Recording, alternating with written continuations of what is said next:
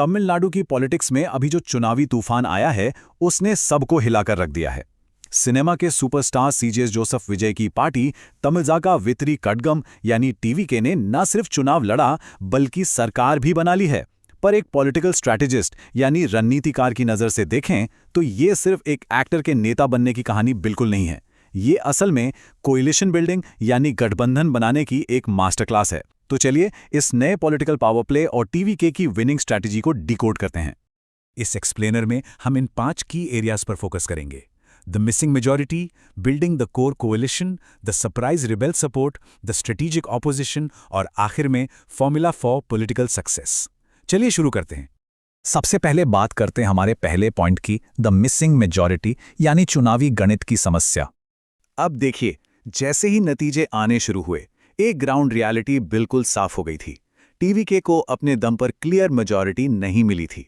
इसका सीधा सा मतलब ये था कि चाहे विजय की स्टार पावर कितनी भी मैसिव क्यों ना हो, सिर्फ फैन फॉलोइंग के भरोसे सरकार नहीं बनती। असेंबली में वो जादुई आंकड़ा, वो मैजिक नंबर पार करना ही पड़ता है।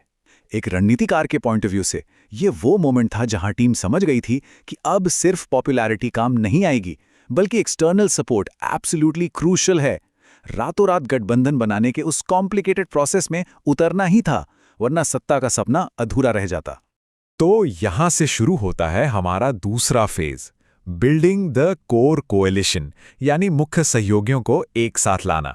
मजबूती से सरकार बनानी हो तो हवा में तीर नहीं चलाए जाते, step by step building blocks set करने पड़ते हैं। टीवीके ने एग्जैक्टली यही किया। उनका पहला मास्टर स्ट्रोक था इंडियन नेशनल कांग्रेस यानी आईएनसी के विधायकों का बैकिंग हासिल करना। कांग्रेस जैसी नेशनल पार्टी का सपोर्ट मिलने से सिर्फ नंबर्स ही नहीं बढ़ते, बल्कि एक नई रीजनल पार्टी को एक अलग लेवल की क्रेडिबिलिटी मिल जाती है। इसने पहली और सबसे बड़ी रुकावट को पार कर दिया। फिर अगला स्टेप था लेफ्ट और छोटी क्षेत्रीय पार्टियों को अपने साथ जोड़ना। एक स्ट्रैटेजिस्ट हमेशा जानता है कि बड़े दलों के साथ साथ ग्राउंड लेवल पर स्ट्रॉन्ग कैडर वाली पार्टियों का सपोर्ट कितना मैटर करता है। और फिर कुछ ऐसे स्पेसिफिक नाम इस गठबंधन में जुड़े जिन्होंने बैलेंस ऑफ पावर को टीवीके के फेवर में पूरी तरह झुका दिया।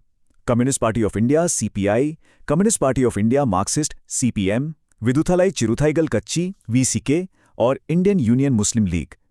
अगर हम इसे प्योरली नंबर्स और स्ट्रैटेजी के लेंस से देखें तो ये रैंडम चॉइसेस बिल्कुल नहीं थे। लेफ्ट पार्टियों का अपना एक बहुत ही डेडिकेटेड वोटर बेस होता है, वहीं वीसीके और मुस्लिम लीग का कुछ खास कम्युनिटीज पर सॉलिड होल्ड है। इन अलग अलग आइडियोलॉजी और स्ट्रॉन्ग ग्राउंड प्रेजेंस वाली पार्टियों को एक साथ लाकर टीवीके ने ना सिर्फ मेजॉरिटी क्रॉस की, बल्कि एक ऐसी रॉक सॉलिड कोर कोएलिशन तैयार कर ली जिसने सरकार बनना 100% कंफर्म कर दिया। अब आते हैं तीसरे और सबसे दिलचस्प हिस्से पर, द सरप्राइज रेबल सपोर्ट, जिसने पूरा गेम ही बदल दिया। होता क्या है कि पॉलिटिक्स में सिर्फ मेजॉरिटी मिल जाना काफी नहीं होता।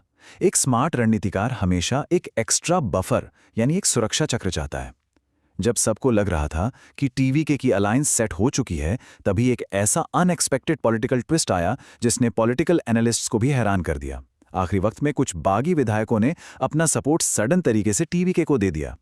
इस एक मूव ने पावर डायनामिक्स को इफेक्टिवली फ्लिप कर दिया और टीवीके को एक ऐसी मजबूत पोजीशन में लाकर खड़ा कर दिया जिसकी किसी को उम्मीद नहीं थी। ये बागी सपोर्टर्स कौन थे? इसमें थे अम्मा मक्कल मुनेत्र कड़गम यानी एएमएमके के एक विधायक और ऑल इंडिया अन्ना द्रविड़ मुनेत्र कड़गम यानी एआईएडीएमके के कुछ बागी नेता। अब एआईएडीएमके स्टेट की एक बहुत पुरानी और एस्टैब्लिश्ड पार्टी है।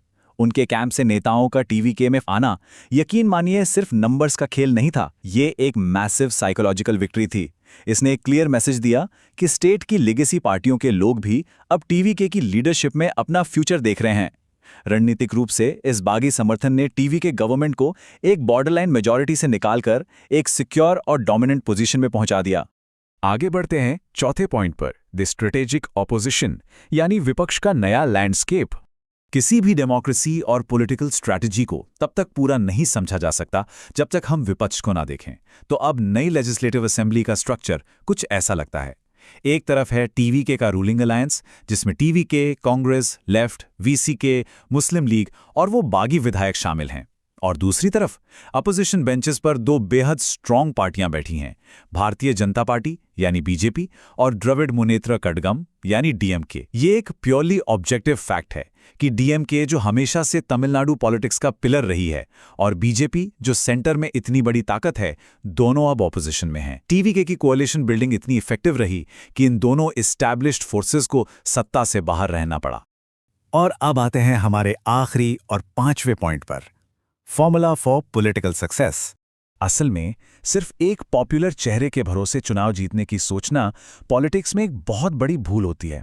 सी जोसेफ विजय और टीवीके के इस मैसिव विक्ट्री का जो फाइनल मैथ है ना, वो बहुत सिंपल और क्लियर है। Star power plus the right alliance equals power. Vijay के पर्सनल करिश्मा ने डेफिनेटली उन्हें एक स्ट्रॉन्ग लॉन्च पैड दिया, पर वो स्टार पावर अधूरी रह जाती अगर सही टाइम पर, चाहे वो कांग्रेस हो, लेफ्ट हो या रीजनल पार्टियां, एक राइट अलायंस नहीं बनाई गई होती।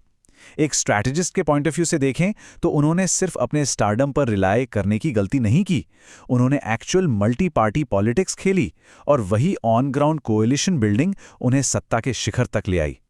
पर पॉलिटिक्स में कहानी कभी पूरी तरह खत्म नहीं होती, सिर्फ नए चैप्टर्स शुरू होते हैं। इस मल्टी पार्टी अलायंस ने मेजॉरिटी जुटाकर सरकार तो बना ली है, पर क्या इतनी अलग अलग आइडियोलॉजीज और एम्बिशंस वाली पार्टियों का ये गठबंधन लॉन्ग टर्म तक स्टेबल रह पाएगा? क्या इतने सारे सहयोगियों को एक साथ साधना टीवीके के लिए आसान होगा? ये एक ऐसा बड़ा सवाल है जिसका जवाब आने वाला वक्त ही देगा। इस पॉलिटिकल एक्सप्लेनर में बस इतना ही। अगले एनालिसिस में फिर मिलेंगे।